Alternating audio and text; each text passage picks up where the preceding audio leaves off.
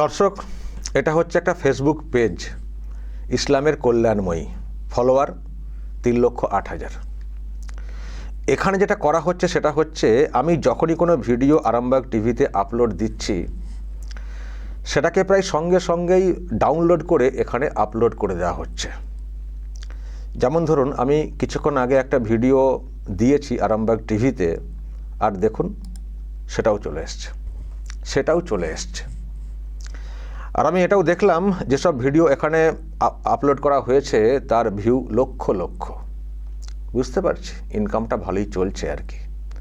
বাড়িতে বসে বসে আরামবাগ টিভির ভিডিও চুরি করে জাস্ট ডাউনলোড করে আপলোড করে দিয়ে ভালোই ইনকাম। বাহ, বেশ কারবার চলছে। আর আমি দর্শক এটাও লক্ষ্য করলাম, আমি যে পিচে কথা বলি সেটাকে খানিকটা চেঞ্জ করা হচ্ছে এডিট করে, মানে স্পিডটাকে খানিকটা বাড়িয়ে দেওয়া হচ্ছে। হয়তো এই ভাবনা থেকে যে যাতে আমি কপিরাইট দিতে না পারি, হতে পারে। তবে আমি কিন্তু এখনও সেই চেষ্টাটা করিনি, কারণ এটা একটা চ্যানেল, আমিও চ্যানেল চালাই, কারো ক্ষতি হয়ে যাক সেটা চাই না। তবে আমি কিন্তু এর আগে একবার সতর্ক করেছিলাম, আমার নজরে কিন্তু এর আগে এসছে এই চ্যানেলটা। এখন দেখছি আপনাদেরও অনেকেরই নজরে এসছে এবং আমাকে দেখেছি লিঙ্ক শেয়ার করেছেন, করে প্রশ্ন করেছেন এটা কি আপনার। আমি বলেছি যে না, আমার তো কোনো ফেসবুক চ্যানেল নেই। আমার একটা পেজ আছে, কিন্তু সেখানে আমি ভিডিও আপলোড দিই না, জাস্ট লিঙ্কটাকে শেয়ার করি আরামবাগ টিভির। কারণ লিঙ্কটা শেয়ার করলে ওখানে ক্লিক করলে ইউটিউব খুলবে, এখানে আমার ভিউ বাড়বে। তো আমি জাস্ট লিঙ্কটাকে শেয়ার করি, আলাদা কোনো আপলোড ফেসবুকে করি না, আরামবাগ টিভির পেজ থাকা সত্ত্বেও। তো এটা ফেক। তো আমি একবার ভিডিও করে সতর্ক করেছিলাম যে এটা কে করছেন, কেন এসব করছেন। নিজে ভিডিও করতে পারেন না, অন্যের ভিডিও চুরি করে আপলোড করছেন। আমরা এত কষ্ট করে করছি আর আপনি ভিডিও আপলোড করে দিয়ে সঙ্গে সঙ্গে দেখিয়ে দিচ্ছেন।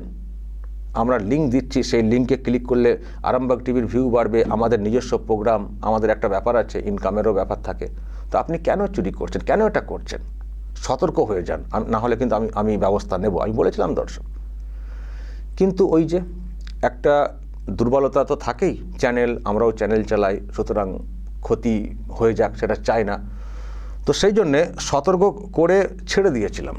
কিন্তু এখন যেটা দেখছি থামার কোনো লক্ষণ নেই, দিয়েই চলেছে।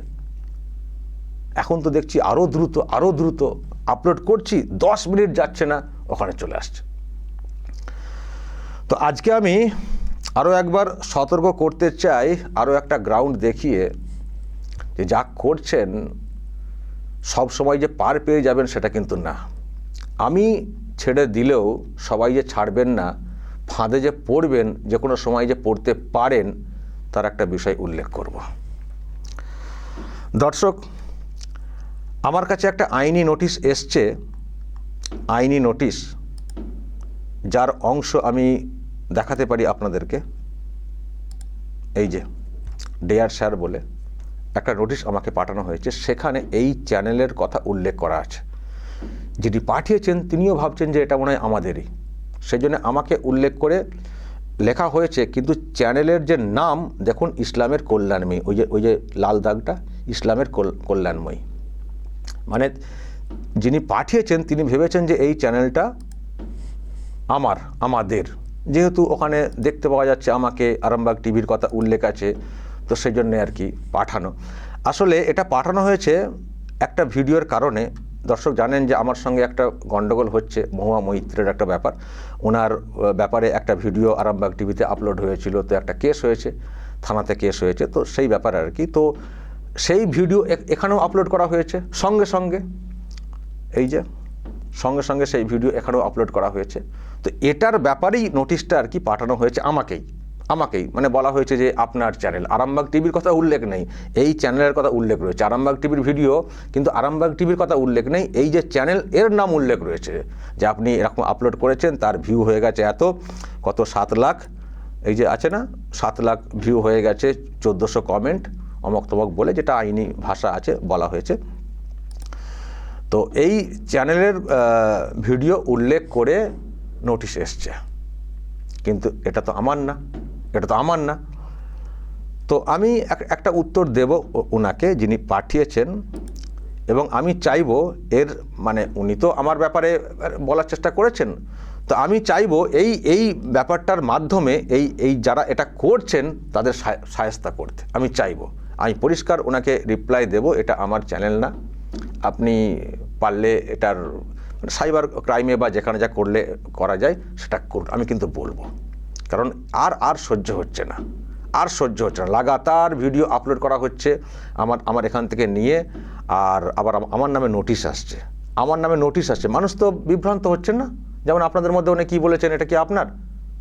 আমাকে দেখতে পাচ্ছেন হয়তো, সেখান থেকে আপনাদের মনে হচ্ছে। আবার দেখুন আরামবাগ টিভির লোগোটাও নেই, সব লোগোটাকে কেটে দিয়ে পুরো নিজেদের ভিডিও করে ফেলেছেন, যেন উনি মালিক আমি কর্মচারী, এমন ভাবনা আর কি। লোগো আছে, আরামবাগ টিভির লোগো নেই, কিছু নেই, কিন্তু মানুষ আমাকে দেখে চিনেছেন, শফিকুল ইসলাম আরামবাগ টিভি। কিন্তু আরামবাগ টিভি না কিছু আছে, না লোগো, না কিছু, না ফোন নাম্বার, নিজের মতো একটা নাম দিয়ে দেওয়া হয়েছে ইসলামের কল্যাণময়ী, দিয়ে সব ভিডিও একটা ওরকম লেখা টেখা ওপর নিচে নিজেদের মতো করে লিখে দিয়ে ছেড়ে দিচ্ছেন। তো যা হয়েছে ভালোই হয়েছে।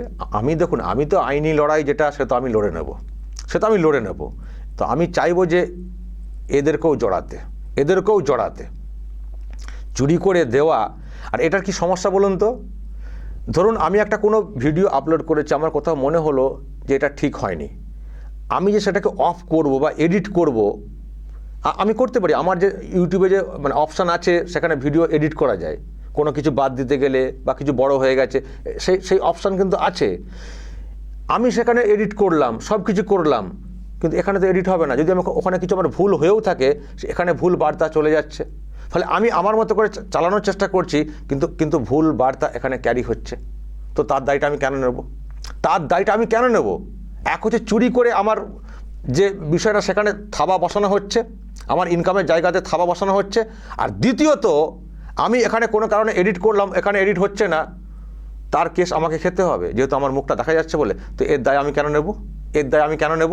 সেই জন্যে আমি রিপ্লাই করব ওনাকে যে এটা আমার না, আপনি পারলে আলাদা করে করুন, আমাকে আমার ব্যাপারে আপনি যা বলার বলুন, আমি উত্তর দিয়ে দেবো। কিন্তু এর ব্যাপারে আমি কিন্তু কিছু বলতে পারবো